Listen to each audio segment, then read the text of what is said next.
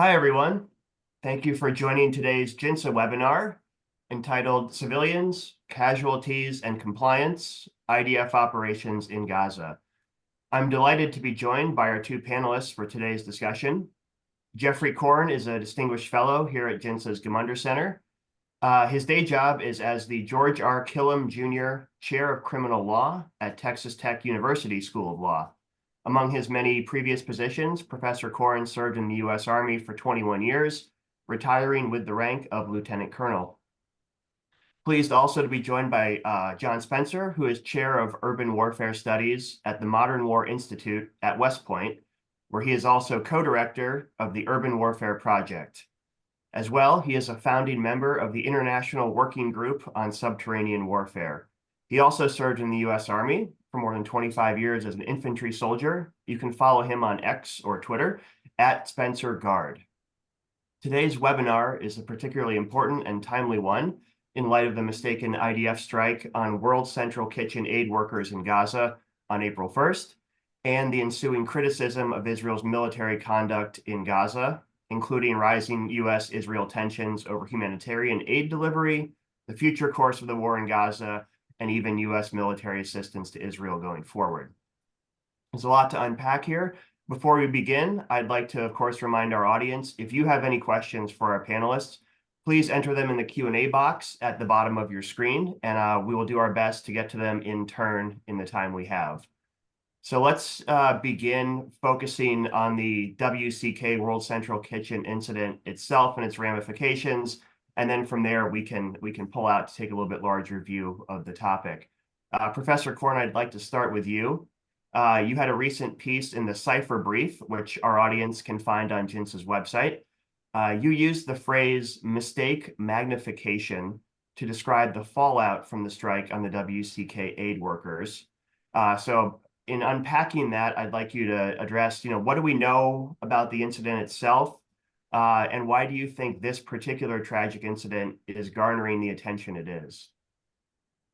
Well, start with the second point. It's garnering the attention because there's this expectation that a military as competent and capable as the Israeli Defense Force, like the United States military, should be error-free, that there shouldn't be mistakes in war, that they have such information and technological and capability dominance over the enemy that there should be perfection in war. And that's just not realistic. I think also it is without question terribly tragic that people who volunteer to put themselves in such a dangerous and chaotic situation in order to serve the needs of individuals who are suffering the consequences of living under the dominance of an illicit organization like Hamas for so many years and being caught up in hostilities, end up being killed while they're trying to do their humanitarian function. That in and of itself would justify some type of kind of negative or at least morally censorious reaction. But this term that I've been using of misconduct or mistake magnification is a really interesting and undeniable phenomenon when nations that hold themselves out as icons of the rule of law and as examples of fielding military forces that are fully committed to respect for law, even when fighting illicit and illegal enemies, encounter situations where their forces make mistakes or engage in misconduct. That is inevitably going to be magnified by critics of the nation, critics of the military, and by people who are looking for something to balance their condemnation of the other side. You may remember, Jonathan, that the first op-ed I wrote when this conflict began was titled, Equality of Application Does Not Demand Equality of Condemnation, because I saw this coming right away. The law is equally applicable to both sides of the conflict, both Hamas and the IDF. But that doesn't mean we have to find equality of condemnation for the conduct of military operations. And yet there seems to be an obsession to be able to offset the condemnations of Hamas, which are so obvious and so undeniable, in their violations of international law by finding things to accuse Israel of doing. And that's just become, I mean, the extent to which that has gained momentum has shocked even me, where you've got Israel being accused of genocide and massive indiscriminate warfare in a context where the objective facts just defy those accusations on any measure. So the reality is that, as frustrating as this is, it's something that militaries like the Israeli military and the US military have to acknowledge and be prepared for. It's what a general taught us years ago when I was at the JAG school, an Army 3-star. He called it the phenomenon of the strategic corporal, that a corporal can make a mistake at a checkpoint this morning that can have strategic ramifications tonight because it ends up on CNN. And so this was a tragic mistake. There's no question about it. The Israelis have acknowledged it. And yet the magnification of the mistake has become a focal point, almost a tipping point, for critics who want to put pressure on Israel to force it to terminate its military campaign and to delegitimize its overall effort to neuter Hamas. So, Professor Corn, I want to follow up briefly on that before I ask Professor Spencer's thoughts on this incident. In the course of your response, I sort of, without reading too much into it, I wondered, this mistake magnification, how much of it is people just not simply understanding what the law of armed conflict requires or allows versus, shall we say, more malicious intent in terms of magnifying these mistakes? Is it possible to comment on whether it's more one than the other? Listen, I think there's a lot of adverse commentary against Israel by people who are generally unfamiliar or uneducated on, by the way, not only the law of armed conflict, but far more importantly, the context in which the law is applied, the nature of military campaigns against an enemy like this. I mean, I saw a post yesterday that said Hamas doesn't have any tanks, so Israel doesn't need to be doing what it's doing. I mean, it's just utter, true ignorance on what military campaigns, operations, strategy, the conduct of combined arms maneuver operations are really all about. And John will talk more to that. And there's also a general misunderstanding or lack of understanding of the law and what the law allows and what the law prohibits. If all of this were coming from people who shared that level of, I'll just call it ignorance, then it would have the significance of a natural disaster. It would just be something that happens and you just have to deal with it. It's far more problematic, Jonathan, as you know, that a lot of this is coming from people who really do know the law and they really do know the context. And they're using the law in a way that I think is just disingenuous. Now, there'll be people who say, I'm guilty of that more than they are because I'm supporting the legitimacy of much of what Israel does, although not everything. And they'll say I'm just an objective-oriented analyst. But I think that the crescendo of condemnation of Israel and the language that's used, when I see experts in international humanitarian law refer to a massively indiscriminate military campaign where there is a 1-to-2 ratio of enemy to civilian casualties, I just scratch my head. I don't understand how you reach that conclusion with objective clarity unless you start with the assumption that it must be this and look for evidence to prove your point. So it's those voices that I think are most troubling. And on the other side, by the way, even experts in military operations, when this incident first happened, there were retired American flag officers on the news saying something like this would never happen in the US military. And if it did, there'd be accountability straight up the chain of command to generals and admirals. And I worked with Doctors Without Borders to help them review the CENTCOM investigation on the US attack on their hospital in Kunduz that killed more than 50 aid workers. I don't remember any general or admiral being held accountable for that, and for good reason, because it was a sad and tragic mistake, but it wasn't the result of illicit intent or any type of culpability. So to me, that's the more troubling voice, the voice that knows better and yet engages in this hyperbole. Thank you, Professor Korn. And there's obviously a couple of things there I'll want to return to later in the time we have. Before I turn to Professor Spencer, I just commend to our audience. If you go to JINSA's homepage, look up for our Gaza Assessment Policy Project. Professor Korn's been an integral part of past efforts we've done to explain previous Gaza conflicts and sort of the law of armed conflict and how it pertains in situations like that. And there are some great explainers in there to help even the layperson such as myself understand a lot of what Professor Korn has been laying out here. So Professor Spencer, I'd like to turn to you now, sort of to get your thoughts on the World Central Kitchen incident, but to sort of use that as a springboard to ask you about this larger, very complex urban conflict we're seeing in Gaza. You wrote recently that Israel has introduced a new standard in urban warfare, but that achievement is largely going unacknowledged. Could you elaborate on both what led you to that assessment and the how and why of it's going unacknowledged? Because I think that builds on some of what Professor Korn has started to lay out. Sure. And I think the wording of that is real important, as people have said that I have said that Israel has created a gold standard, which I never did actually. And I had to clarify in that article that a gold standard infers that there's some number or some level of a standard that is the path and the objective. As far as we are seeing now, very high level personnel saying the acceptable number of civilian casualties is 0, which is basically ignorant to war in general, ignorant to the challenges. And I really appreciate Professor Korn's comments of even the troubling voices that should know better.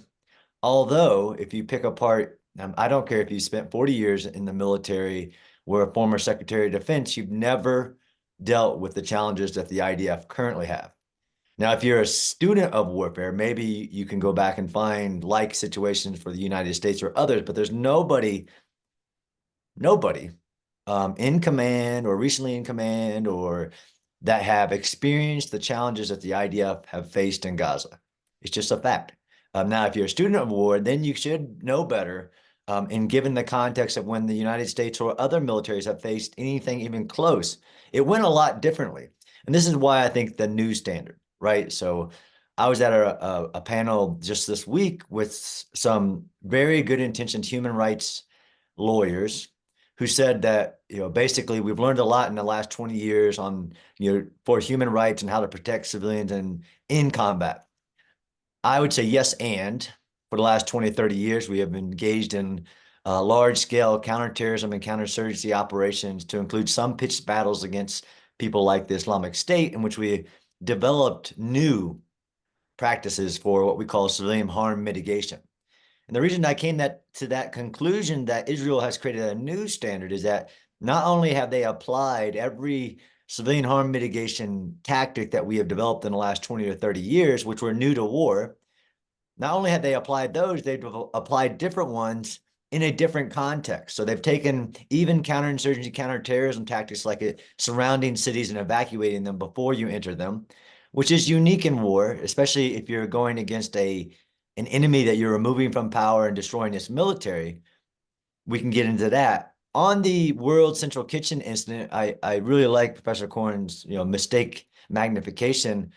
Well, I really call it the mistake magnification of ignorance as well, because all war is a contest of will and unique to urban combat. And even if you're an expert in the law of war, or you're an expert in something else, you're not necessarily an expert to the application of all that in the most complex environment that you could ever ask a military to conduct an operation, which is the urban environment.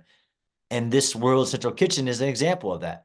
In an environment where the speed of an event can travel the world before the world knows it, right? The Churchill quote of a lie can travel the world before the truth puts its pants on. Well, he wasn't living in the time of smartphones. And it was very unique that this incident was, seen by the world before the IDF and others that knew that there was an event that had happened. And that's unique to the urban areas. And actually, what interesting that the use of the term strategic corporal, which was a term developed by General Krulak, very familiar to if you study urban warfare. General Krulak in the 1990s, after the events like Mogadishu and Black Hawk Down, saying you basically had to fight in these environments where you have to be able to fight a high intensity battle in one block, a humanitarian operation on another, and then maybe peacekeeping on another block. We've seen in places like Al Shifa where the IDF have been required to do that in one building. So it's the 3-floor war. But the strategic corporal was also an idea that you need junior leaders who can deal with that complexity. But now we're reached the point of the strategic private, basically, where a single soldier can have strategic effects. So that term of the strategic corporal. But this is the ideal too, that we think, because we're ignorant to this form of warfare, high intensity urban combat against an urban defender who can't be convinced to leave, uses human shields, uses human sacrifice, where they're really trying to cause these events like the World Central Kitchen. And in the fog and friction of war, people still say, well, you should know better. You should be able to have 100% situational awareness. And despite all technologies of the world, there's still a fog and a friction of war, especially in urban combat where mistakes will happen. And what good militaries do at the speed that we can see the IDF did is acknowledge a mistake, conduct an investigation, and hold people accountable. This has been really interesting, and especially for me, who looking out into the future of war, how something like this, although there is underlying, like Professor Korn said, where they're looking for a mistake.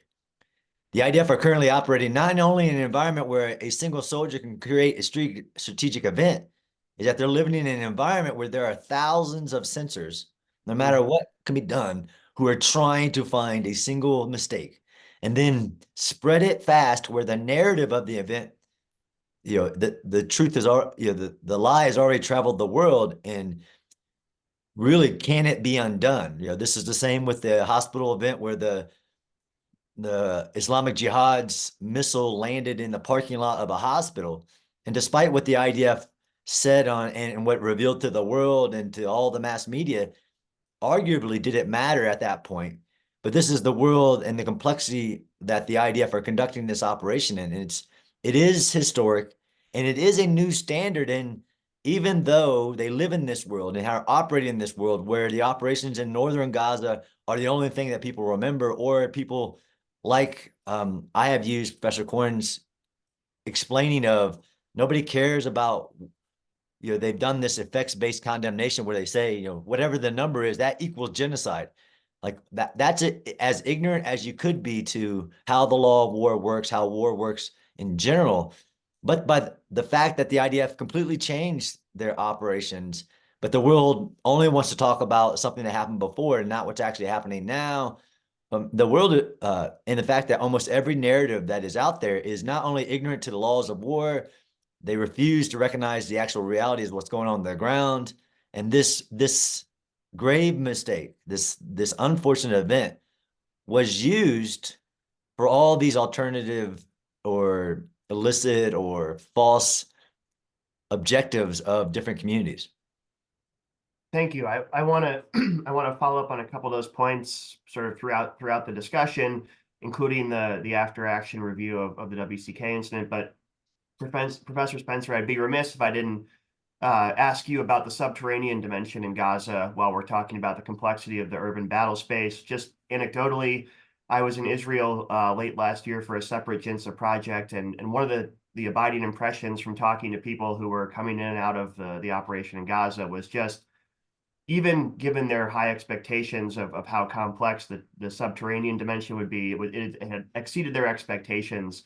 I know you were recently in Israel as well. Could you give our audience some sense of what the subterranean dimension is like in Gaza, how it's a complicating factor for Israeli attack decision making, and potentially, is this a debut of something we're going to see at a theater closer to U.S. operations?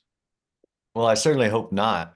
I especially hope that the U.S. or other theaters, this is why the ramifications of what happens in Israel's war against Hamas and Gaza have very big impacts because of the fact that a non-state actor basically built an entire operating environment with up to now 400 miles of tunnels, 15 to 300 feet underground, but 100% under civilian sites, protected objects, with the sole intention of using them to achieve their goals. There are tunnels all over the world. There are massive amounts of military grade tunnels in China and North Korea for the purpose of, defense, but nothing like this where they're solely built for this political objective of causing civilian harm and making it so difficult, like we've seen, for the IDF to move forward. And I was recently in Gaza, and to include in Khan Yunis, and trying to get that tacit understanding of how difficult it would be for a military, not only who has to live in a world in where the combatant doesn't wear a uniform and has built an entire operating environment where it stashes caches in one building, uses those to partake in the hostilities, drops the weapon, tries to enter a non-combatant status wearing civilians walking down the street to his next position, gets into that position, or he just moves completely underground, and how difficult it is to target even a combatant force if it's deep underground, also under a civilian structure where many military munitions, and this has been, again, the condemnation of the IDF on like calculating the number of rounds used and what type of rounds. Like they've used more 2,000-pound bombs than anybody has in the last 30 years. Okay, that's a great number to show the complexity of the tunnel systems in Gaza, in which you need that size of an ordnance to reach underground, unlike anybody has had to do in the last 70 years, let alone the last 30 years. So this again is the basically the misinformation that has been co-opted by a mass majority of people who don't understand, don't have a clue on what combat looks like, or urban warfare, or underground warfare. Hey, Jonathan, can I make two comments? Of course, please. So the first is, one of the things that we try and do in these reports is extrapolate from the experiences in Israel, lessons that might influence future national security strategy and operations of the United States.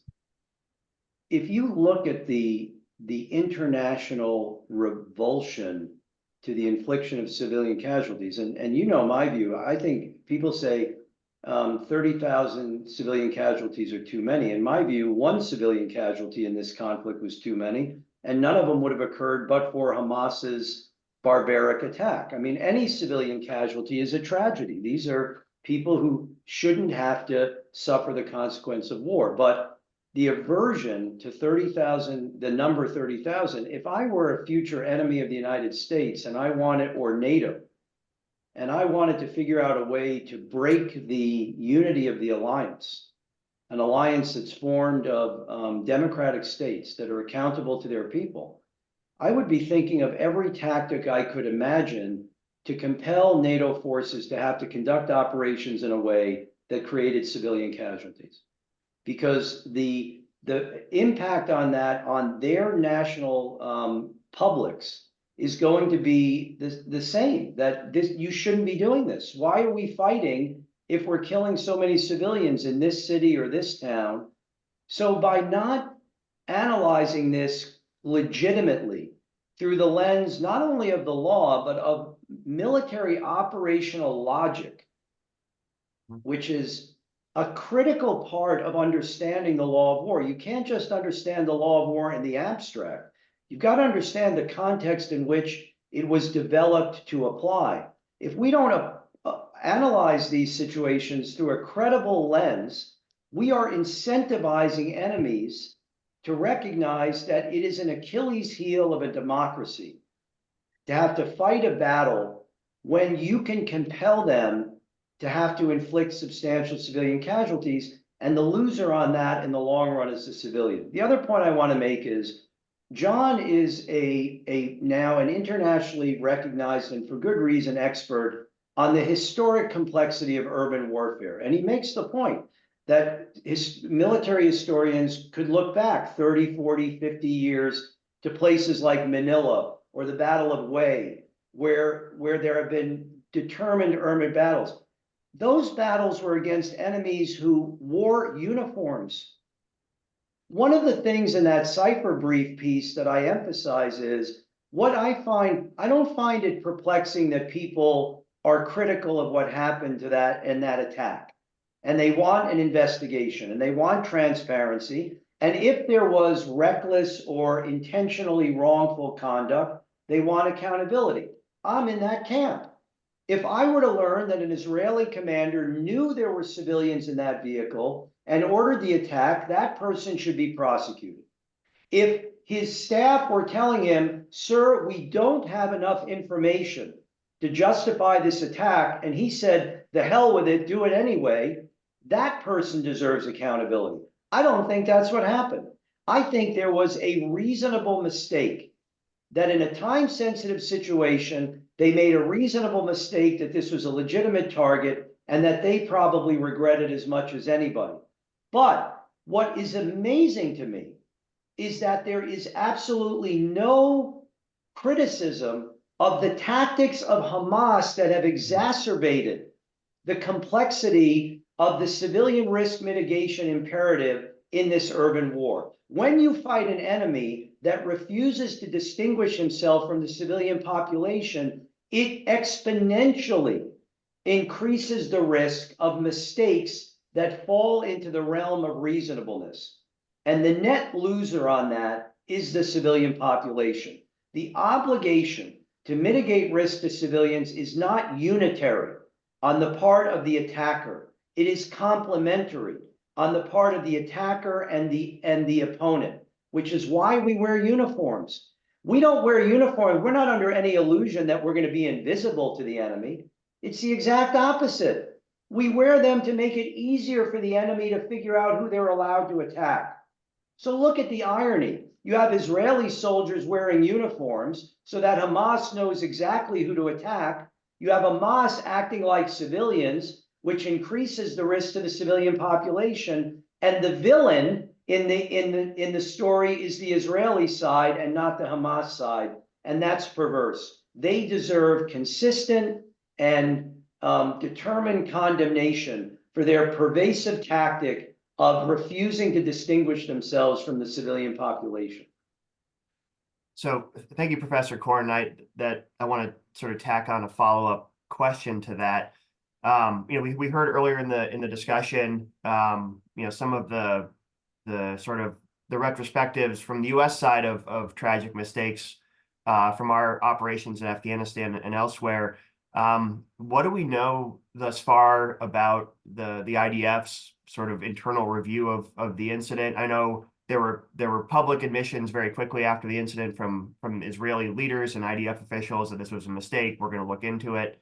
But how would you assess, or do we know enough yet to sort of assess how the IDF is looking into this?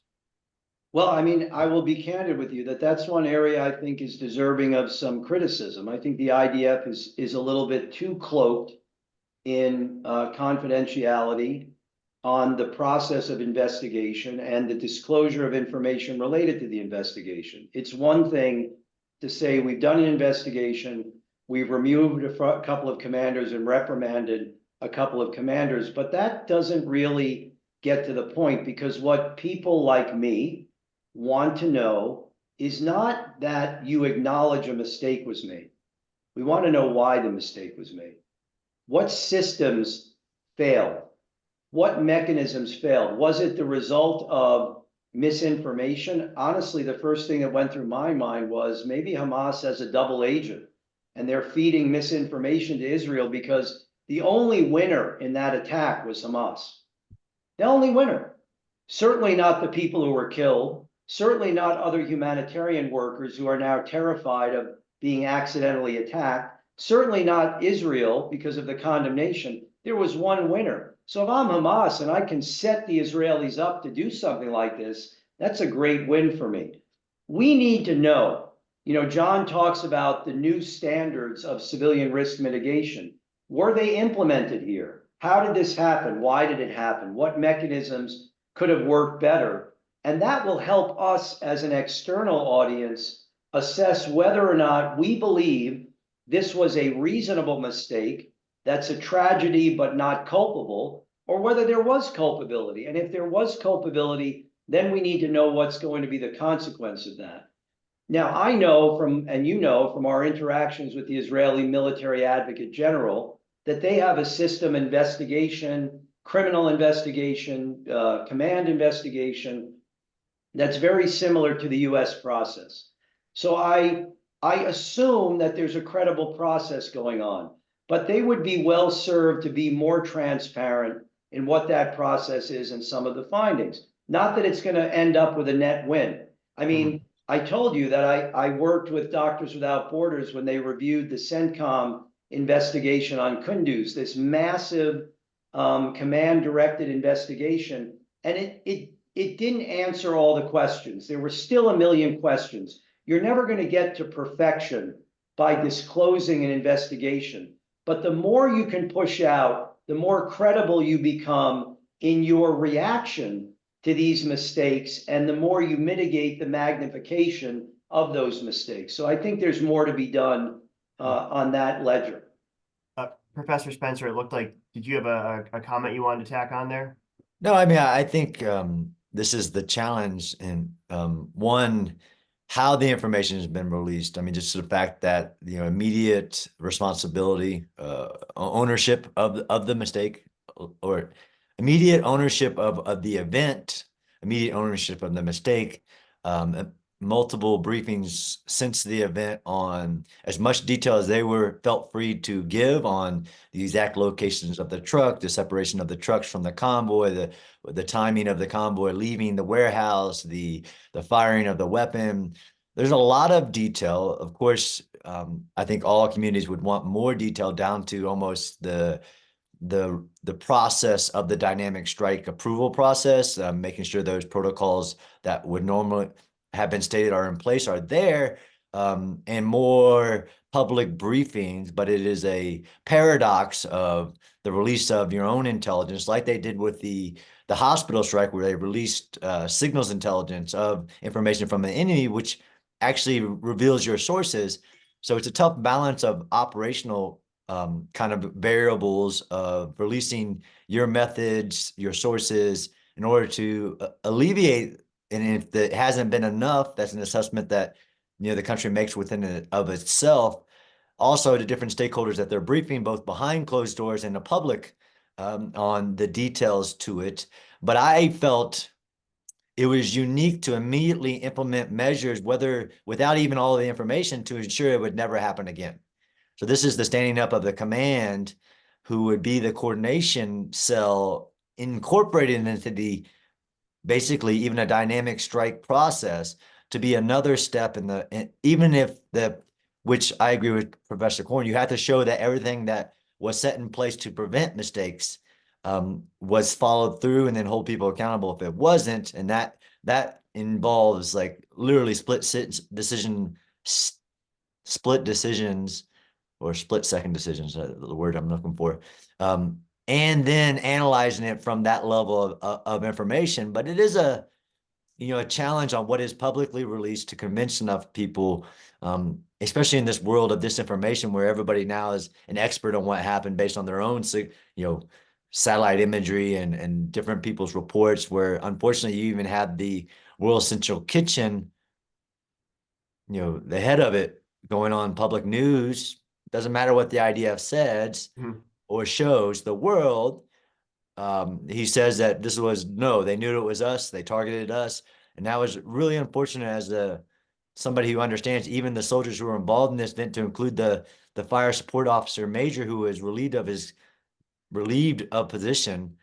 The moral injury that likely is there from making a grave mistake. And then you have all this condemnation, even with much as we do or do not know. By the way, that could have a counterproductive effect, Jonathan, because at some point, I think if you are in the institution, you start to think no good deed goes unpunished. We're going to be condemned if we are if we are judicious in releasing information, we're going to be condemned. If we're forward-leaning in releasing information, the more forward-leaning we are, the more risk we assume for future operations, loss of sources and methods. So if we're not, if there's no benefit from that, you're incentivizing us not to do it. But I will also say that the Israelis have another complicating factor here, and that's the International Criminal Court, because that court has jurisdiction over all of these actions, and they are going to be looking at the credibility of the Israeli investigation themselves under the doctrine of complementarity to decide whether or not they think it's been credibly and legitimately investigated. So they're also thinking about that when it comes to releasing information, conducting investigations, accepting responsibility. That's a factor that we generally don't weigh into our assessments. But the bottom line is they're not just fighting a tactical fight. They're fighting a strategic information battle. And they have to make these very, very difficult decisions that John is talking about on drawing the line between the amount of information you disclose, the speed in which you disclose it, and the consequence on future operations of doing that. And that's not an easy thing to do. So I don't want to project as if I know what they should be doing. I'm just saying I think that the imperative question is not that it happened, that it was a mistake, but the why question and what we could do better in the future to mitigate this risk. So thank you, Professor Korn. And I want to pick up on that last sentence in terms of what we could do better going forward. We've certainly heard a lot so far in this discussion about the various sort of advantages, inborn or not, that adversaries like Hamas may have in this larger information battle. And I don't want us to sound too fatalistic about what's happening here, but just to put it bluntly, are there things Israel and more broadly the United States and other Western professional militaries could realistically do to start combating this, at least in the information space? Or is, how big a problem are we staring in the face here? I guess Professor O'Connell, I'll ask you that first and then turn to Professor Spencer. I mean, you're not really asking me a legal question. I mean, I Yes. think that it is a problem of profound magnitude. And this is my point about, look, I'm very pessimistic about what's happening in Ukraine now. I think the Russians are doing what Russians have done historically, which is they're relatively inept in the first year or two of a war, and then they figure things out and they start getting better. My brother, who's an expert on Ukraine, just came back from there with a trip with General Petraeus, and he's very discouraged. He said the mood there is very dour. They think that they're really in trouble. And what does that mean for the future of the NATO allies? And will the United States find itself in a conflict with Russia? And if we do, they've got the playbook. They're not going to beat us on the battlefield. So the real issue here, Jonathan, is that we're seeing in real life the impact of combat becoming a supporting effort to an information campaign. That's what Hamas is fighting. They're not going to beat the Israelis on the ground. They're going to beat them in the international information space. How you fight that, John talks about Winston Churchill's famous quote, "A lie is halfway around the world before the truth gets its boots on." There's another phrase that I use with my law students all the time. There's some toothpaste you can't put back in the tube. I mean, once these stories are out, you can't put them back. So how do you fight it? Well, one way you fight it is to make sure that your troops are diligently trained to respect the law, even when you're fighting the worst enemies in the worst conditions. Number two, constantly improve your processes to mitigate the risk of civilian casualties, because that's what the enemy wants you to do. And that's John's big point about an evolution. So yeah, we do things differently now than we did 20 years ago, not just because it's a humanitarian imperative, it's a strategic imperative. You can't win a war just by defeating the enemy anymore. You have to win it in a broader sense. Number three, be rapid and credible in investigating misconduct of subordinates and mistakes, because you can't claim to hold the moral high ground and have these errors and ignore them. So there are mitigating measures you can take, but it is like fighting a tidal wave. There's no question about it. And I don't know that there's any easy or rapid solution to the problem. I will say this. I think one of the big problems from inception is framing. You have to frame the nature of the operation. The thing that shocked me the most when we went over there a couple of weeks ago, Jonathan, was the scale of the combined arms maneuver operation in Gaza. I didn't realize they put 5 divisions on the ground, 100,000 troops.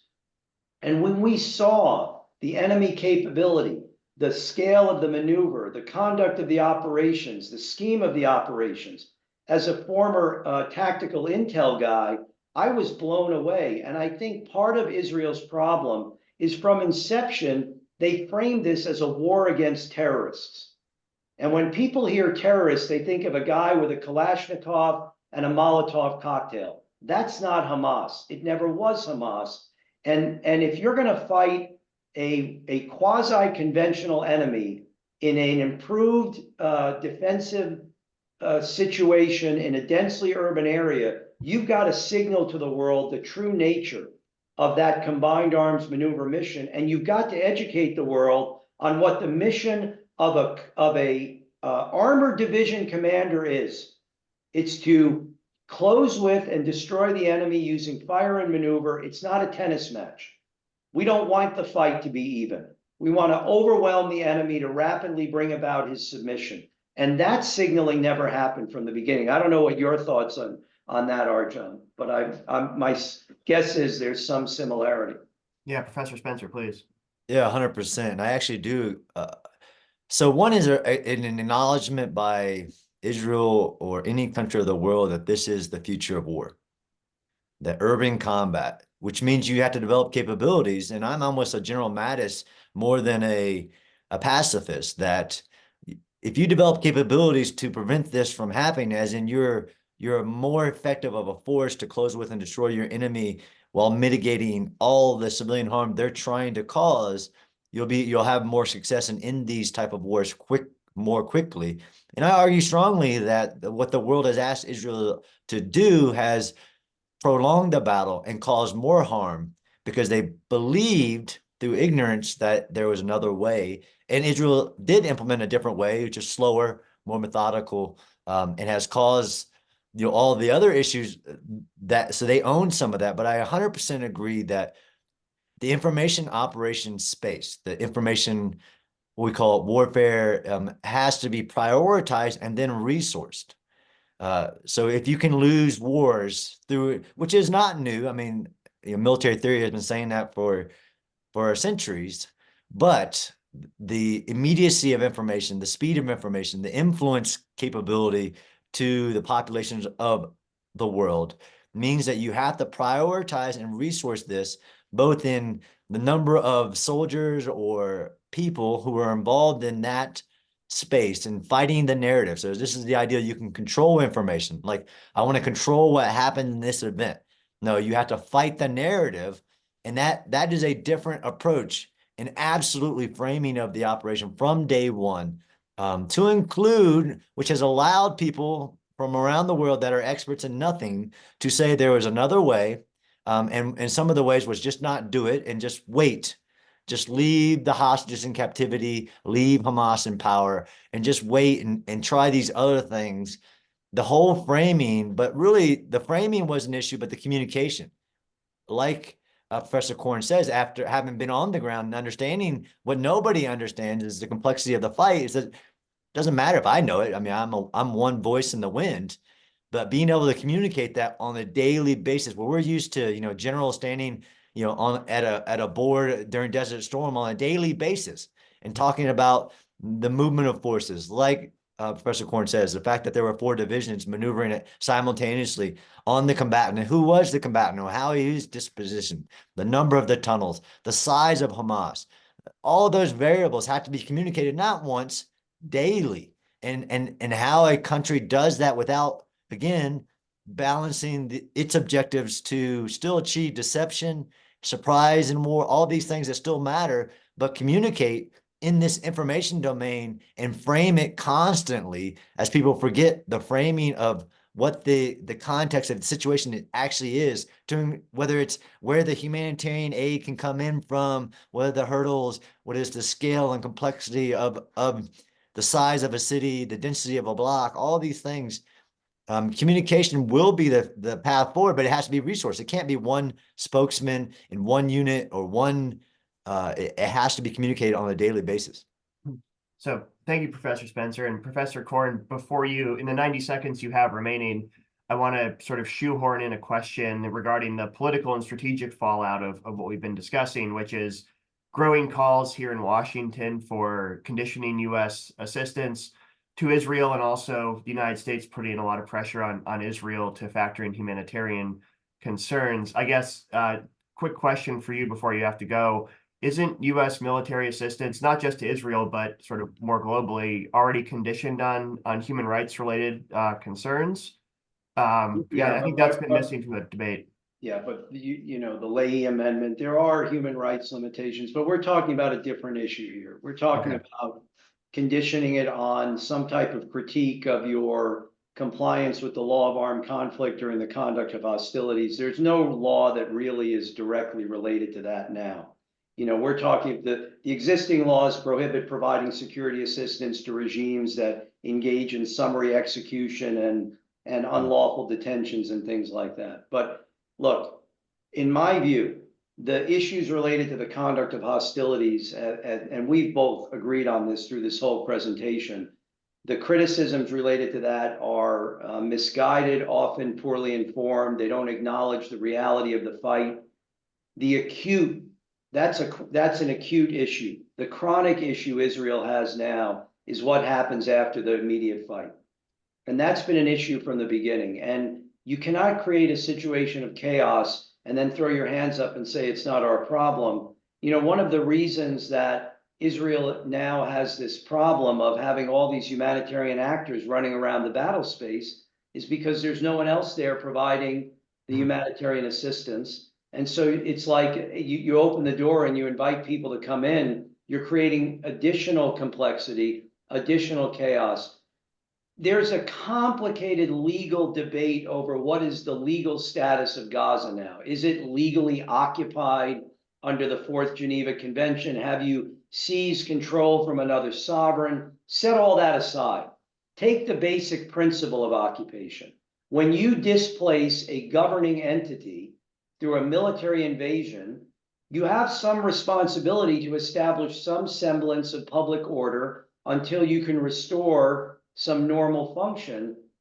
And I think that's Israel's great political challenge. Like, if I were an Israeli citizen, I can understand why I would be extremely hesitant in the government saying we're now going to assume some governing responsibility over this area. But we know, John knows, I know from our own experiences, the invasion of Panama, the invasion of Iraq, if you go in and you decapitate civil authority, no matter how bad that authority may be, and then you just pull back and say, figure it out, you're creating conditions that are going to make it worse for you in the future. So I think Israel is at an inflection point now where they've got to figure out, what are we going to do about this? I know Ginza has been doing some work on this for the long-term solution, but it's the immediate moment now. And I happen to think that a lot of the news about the humanitarian disaster and catastrophe in Gaza is exaggerated. You know, people have been on the verge of starving for a long time. There's no question people are suffering, but it's in Israel's strategic interest to do everything they can to mitigate that suffering as best they can, because they know it's going to be magnified and exaggerated. And they also are dealing with a simple political reality. Their main ally is in the midst of an election campaign. And if this had happened 2 years ago, I think that President Biden would have been far less likely to be publicly critical of what the Israelis were doing. It's just my opinion. I'm not an expert on this. But you cannot deny the fact that we're in a point where there is going to be a very tight election, and 1,000 or 2,000 or 3,000 votes in 1 or 2 states could tip the balance. And they have to acknowledge that as well. So in my view, they have a bit of an obligation to lean forward to do things to make it easier for the president and for Congress to say, we're going to continue to support your campaign, and not make it harder. We don't need them to commit their own goals, if you will. against themselves, because that is going to be magnified politically. You know that better than I do, Jonathan, because that's a big part of what Jins's work is. I'm the legal guy, but that's my perception. All right, thank you very much, Professor Korn. I realize you may have to run, so I'd like to thank you in advance Thank you, for John. your It's thoughts always a and time pleasure to today. be on a call with you. Thanks, Jeffrey.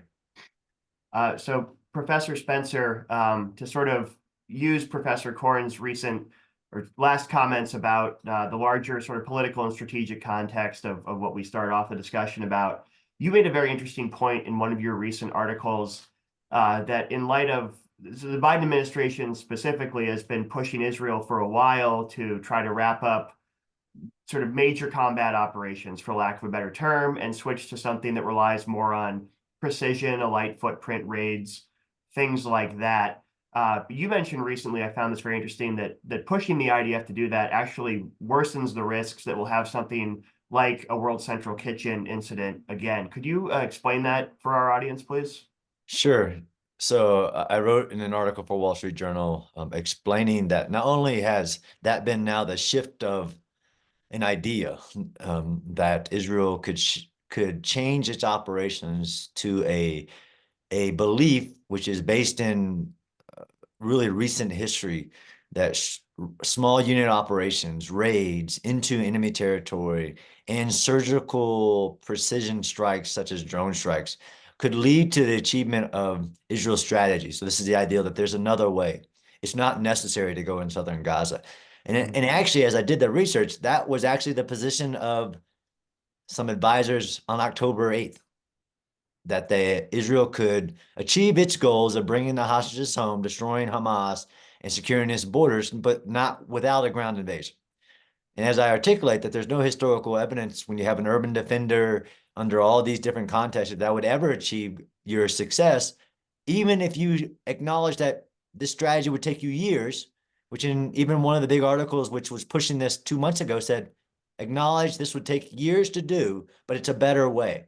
And by pursuing a ground invasion that was having success, as the political environment and the condemnation and the information warfare progressed, I argued that the shift to a smaller operations, the reduction of 4 divisions to 1 to now very little, has prolonged the operation, and actually as a belief that it has alleviated civilian harm when you could argue, no, it's prolonged it.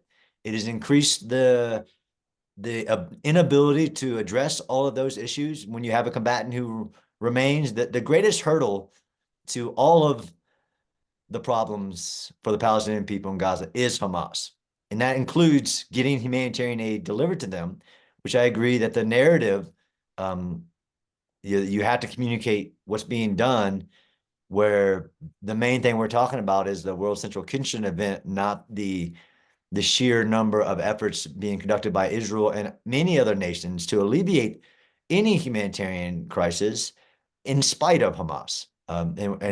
But the ideal that a shift to a different strategy could achieve the goals eventually, no historical data, whether it's even the decapitation of a group, whether it's a terrorist group or not, that the amount of time it takes to gather the intelligence to identify where they are while they're hiding amongst a dense urban population is not backed by historical evidence. It's bad advice.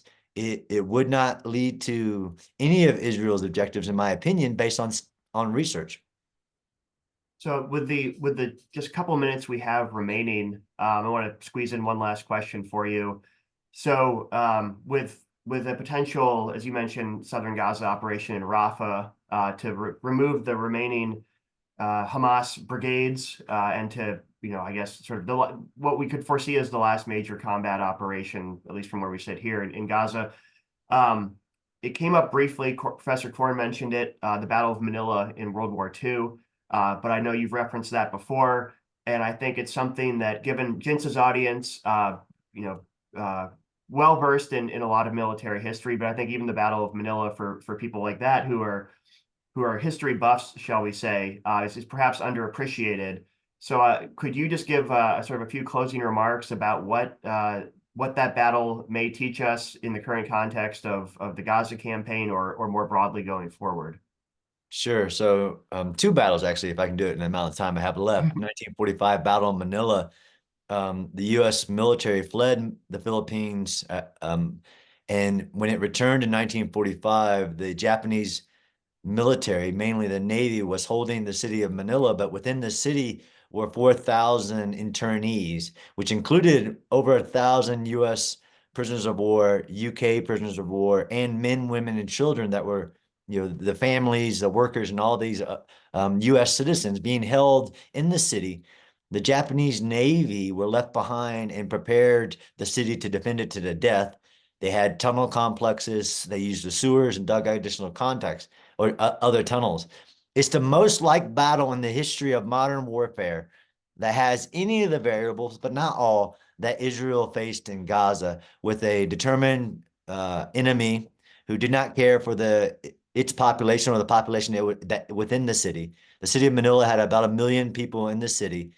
The attacking forces, so there were 17,000 Japanese defenders. The United States and Philippine and other forces attacked for around 37,000 forces. But the General MacArthur, loved the city and actually put restrictions on the use of force, to include would not allow the American forces to have air power, the bombs, missiles, and wanted no unobserved artillery strikes because he wanted to keep civilian casualties to a minimum. He wanted the collateral damage to the city to be a minimum. He loved Manila. He served there. His father served there.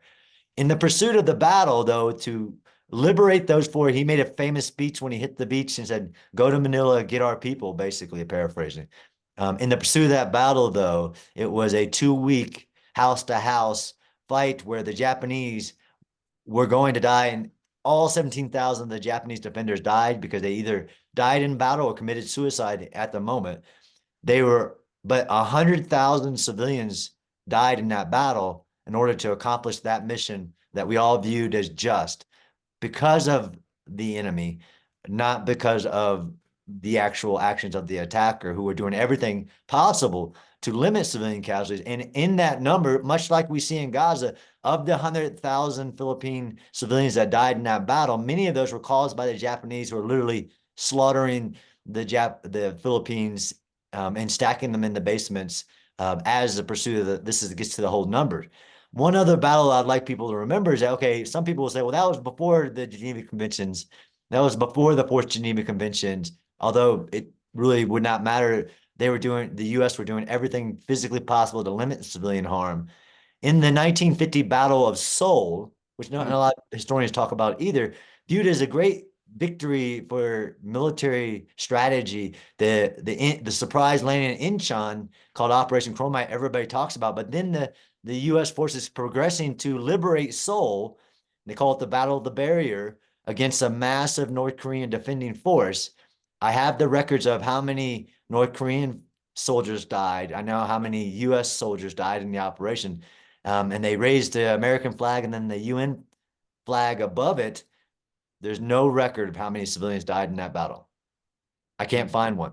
We know that there are about 2 million North Korean and South Korean civilians died in the war, but there's no record how many died in that battle. Thank you for sharing those. And this has been a fascinating discussion. I realize we crammed a lot into 61 minutes. I'd like to thank you, Professor Spencer, for your time and candor and your sharing your wisdom today. And again, we'd like to thank Professor Korn, who had to run off to go teach a class. So thank you again to our audience, as always, for joining this GINSA webinar. Please stay tuned for further emails about more content coming your way next week. And again, thanks to Professor Spencer. And again, you can follow him on X or Twitter @SpencerGuard. Thank you all. See you on another webinar sometime soon. Thank you.